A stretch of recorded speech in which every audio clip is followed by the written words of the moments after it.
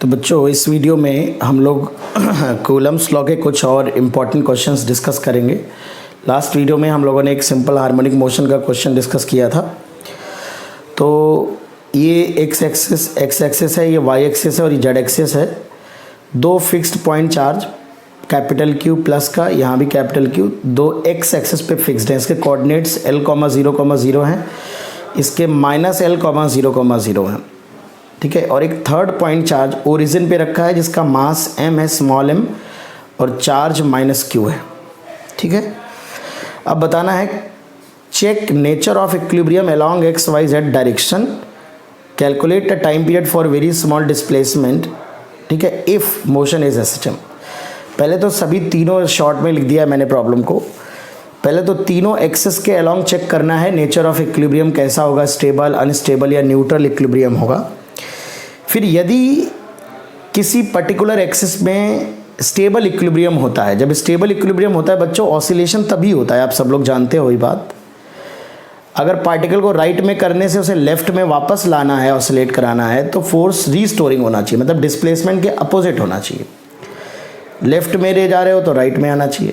तो अगर restoring force होता है किसी पर्टिकुलर मीन पोजीशन के दोनों तरफ किसी लाइन के अलोंग, तभी वो ऑसिलेट करता है, और ऑसिलेट करेगा तभी एसएचएम के चांसेस बनेंगे अगर फोर्स एक्स के डायरेक्टली प्रोपोर्शनल है, मीन पोजीशन से डिस्प्लेसमेंट के डायरेक्टली प्रोपोर्शनल है। तो चलिए सबसे पहले चेक करते हैं। लास्ट टाइम हमने ये पॉजिटिव चार्ज लिया था, इस बार नेगेटिव चार्ज लिया है। तो एक एक डायरेक्शन में चेक कर लेते हैं। तो एक्स एक्सिस के अलोंग अगर हम देखेंगे, यहाँ पे हमने +q चार्ज रखा है, सॉरी -q, और यहाँ पे हमारे पास +q चार्ज है और यहाँ पर भी +q चार्ज है। दोनों अपनी अपनी तरफ अट्रैक्ट कर रहे हैं। F1 मान लेते हैं ये लगा रहा है और F2 ये अपनी तरफ लगा रहा है। अभी चूंकि दोनों से L और L डिस्टेंस है तो दोनों फोर्सेस इक्वल होंगे, मतलब ये इस पॉइंट पे नेट फोर्स 0 होगा, मतलब ये एक इक्विलिब्रियम पॉइंट होगा, इसमें कोई डाउट नहीं है, और इक्विलिब्रियम है भी हम जानते हैं। लेकिन ये इक्विलिब्रियम का नेचर कैसा है ये समझना है। तो अब इसको थोड़ा सा डिस्प्लेस करते हैं x टूवर्ड्स राइट। यहाँ पॉइंट चार्ज आ गया, जब यहाँ आ गया तो ये पॉजिटिव चार्ज से डिस्टेंस कम हो गई, l -x हो गई, और इस पॉइंट चार्ज से l +x हो गई। अब ये जो F1 था ये अभी अपनी तरफ अट्रैक्ट कर रहा था। F2 जो होगा, F1 बढ़ जाएगा डिस्टेंस कम होने से। कूलम्स फॉर्मूले में R की वैल्यू कम कर दोगे तो फोर्स बढ़ जाएगा, और F2 घट जाएगा, मतलब F1 F2 से बड़ा हो जाएगा। तो फोर्स की डायरेक्शन टूवर्ड्स राइट होगी, मतलब ये अट्रैक्ट कर लेगा इसको।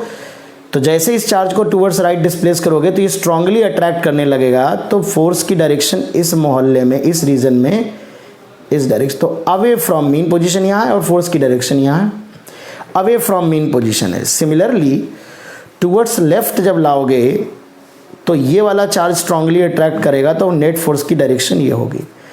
तो दिस इज अनस्टेबल इक्विलिब्रियम, क्योंकि जो फोर्स लग रहा है वो मीन पोजीशन से दोनों तरफ अवे फ्रॉम मीन पोजीशन लग रहा है। तो जिस तरफ पार्टिकल को डिस्प्लेस करोगे उसी तरफ भाग जाएगा, वापस नहीं आएगा। तो ऐसी सिचुएशन में ये इक्विलिब्रियम का नेचर अनस्टेबल होता है। तो जैसे आप थोड़ा सा डिस्प्लेस करके छोड़ोगे तो वापस आएगा ही नहीं, तो ऑसिलेट नहीं करेगा बेटा, ऑसिलेट नहीं करेगा तो नो एसएचएम, कोई एसएचएम के चांस नहीं है ना। इसी तरह से अगर जेड एक्सिस के, वाई एक्सिस के अलोंग देखा जाए तो ये +q चार्ज है और ये +q चार्ज है, ये डिस्टेंस l है दोनों से। यहाँ पे अभी नेट फोर्स 0 है, ठीक है, ये मैं एक्सप्लेन कर चुका हूँ। अब अगर इसे मैं y एक्सिस के लॉन्ग स्मॉल डिस्प्लेसमेंट करूँ तो मैं इसे y डिस्प्लेसमेंट मान लेता हूँ, वेरी स्मॉल डिस्प्लेसमेंट, माइनस को मैंने कर दिया y is very small as compare to l, है ना। तो ये वाला जो चार्ज होगा ये कैसे फोर्स लगाएगा, ये अट्रैक्टिव फोर्स लगाएगा। फोर्स की डायरेक्शन होती है उन दोनों चार्जेस को मिलाने वाली लाइन के अलोंग, तो ये फोर्स ऐसे लगाएगा F, है ना। सिमिलरली ये वाला फोर्स भी अपनी तरफ ऐसे लगाएगा F लगाएगा, ये डिस्टेंस y। तो जो नेट फोर्स होगा, ये दोनों एंगल भी सेम होंगे, तो जो नेट फोर्स लगेगा वो नीचे की तरफ लगेगा। तो यहाँ पे मैं ऐसे बता देता हूँ कि यहाँ पे करने पे एक F ऐसे लग रहा है, एक F ऐसे लग रहा है, ये दोनों एंगल थीटा है, तो नेट फोर्स जो लग रहा है वो नीचे की तरफ लग रहा है इस तरह से। तो तुम देख सकते हो ग्रेविटेशनल फोर्स कंसीडर नहीं करने हैं बेटा, मतलब जैसे इसको तुम ओरिजिन से ऊपर ले जाओगे तो नेट फोर्स डाउनवर्ड लगेगा, सिमिलरली ओरिजिन से नीचे लाओगे तो ये अपनी तरफ ऐसे फोर्स लगाएगा, ये अपनी तरफ ऐसे लगाएगा, तो नेट फोर्स अपवर्ड लगेगा। तो ऊपर से फोर्स नीचे लग रहा है, नीचे से ऊपर लग रहा है, ये मीन पोजीशन है बीच में, तो मीन पोजीशन की तरफ लग रहा है, तो यहाँ पर आप कह सकते हो वाई के अलोंग जो नेचर होगा वो स्टेबल इक्विलिब्रियम होगा, यानी यहाँ पर ऑसिलेशन होंगे, ऑसिलेशन होंगे तो एसएचएम के चांसेस हैं। अभी ये नहीं कह सकते कि एसएचएम करेगा ही, बट एसएचएम के चांसेस रहेंगे।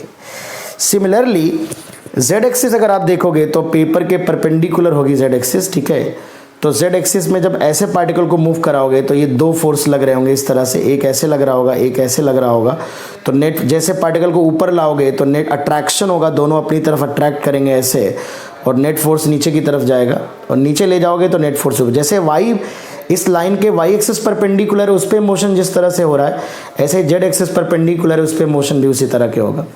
मतलब जेड वाई और जेड के अलॉन्ग जो है वो स्टेबल इक्विलिब्रियम है, ऑसिलेशन होगा, ऑसिलेशन होगा, पर एक्स में ऑसिलेशन नहीं होगा क्योंकि अनस्टेबल इक्विलिब्रियम।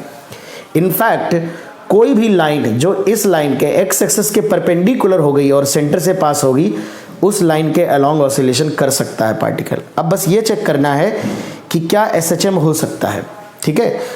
तो चलिए हम यहाँ पे देखते हैं कि अगर हम इस पार्टिकल को स्मॉल डिस्प्लेसमेंट वाई करें तो नेट फोर्स कितना लगेगा, ठीक है ना। तो अलोंग वाई एक्सिस, ठीक है, वाई एक्सिस पे हमने पार्टिकल को डिस्प्लेस किया, तो जो नेट फोर्स आ रहा है that is 2f cos theta, यहाँ पर 2f cos थीटा आ रहा है।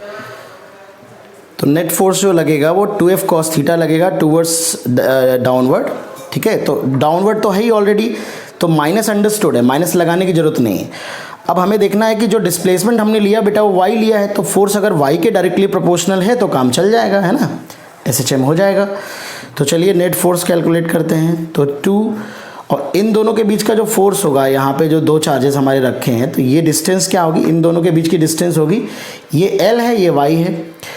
तो 1/4 पाई एप्सिलॉन नॉट को मैं k लिख लेता हूँ, ठीक है, और Q डिवाइड बाई डिस्टेंस हो जाएगी under root L square plus y square का होल स्क्वायर, और cos थीटा हो जाएगा cos theta y upon under root L square plus y square, ठीक है।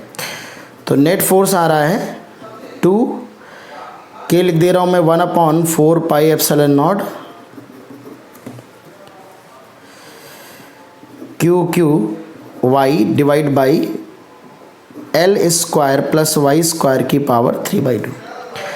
अब y बहुत छोटा है अगर L के रिस्पेक्ट में, अगर y बड़ा है या कंपेरेबल है तब तो तुम देख सकते हो कि ये फोर्स y के प्रोपोर्शनल नहीं आएगा, क्योंकि ये टर्म निगलेक्ट नहीं कर सकते। तो उस केस में ऑसिलेट तो करेगा पर सिंपल हार्मोनिक मोशन नहीं होगा। बट अगर ये कंडीशन अप्लाई करो तो L square plus y square में वाई स्क्वायर को निगलेक्ट कर सकते हो आप, ठीक है। तो f क्या आ जाएगा, f आ जाएगा Q upon 2 pi epsilon not L cube, y को निगलेक्ट कर दिया, इंटू y। तो ये जो हो जाएगा f equal to some k into y, y displacement है, x की जगह y लिख दिया तो f equal to k x type लिखा हुआ है, तो ये हमारा k इक्विवेलेंट आ जाएगा, equivalent force constant of SHM Q divide by 2 pi epsilon not L cube. तो टाइम पीरियड जो आएगा वो 2 pi under root m upon k है Q और ये है 2 pi epsilon not L cube, ठीक है ना। तो ये हमारा आंसर आ जाएगा, सिंपल हार्मोनिक मोशन होगा। तो y और z दोनों एक्सिस के अलॉन्ग एसएचएम करेगा, ठीक है, और बट x के अलॉन्ग चूंकि मोशन अनस्टेबल इक्विलिब्रियम है तो ऑसिलेट ही नहीं करेगा, तो एसएचएम होने के चांसेस ही नहीं है, ठीक है ना। तो इसको समझ सकते हो। तो चार्ज के साइन पे भी डिपेंड करता है बेटा। तो सबसे पहले एसएचएम है कि नहीं उसके लिए आप नेचर ऑफ इक्विलिब्रियम जरूर देख लीजिएगा कि नेचर ऑफ इक्विलिब्रियम क्या है ना। अब अगर यही चार्ज नेगेटिव की जगह पॉजिटिव होता, जैसे लास्ट हम लोगों ने वीडियो में देखा, तो x के अलॉन्ग स्टेबल होता और एसएचएम चांसेस बनते।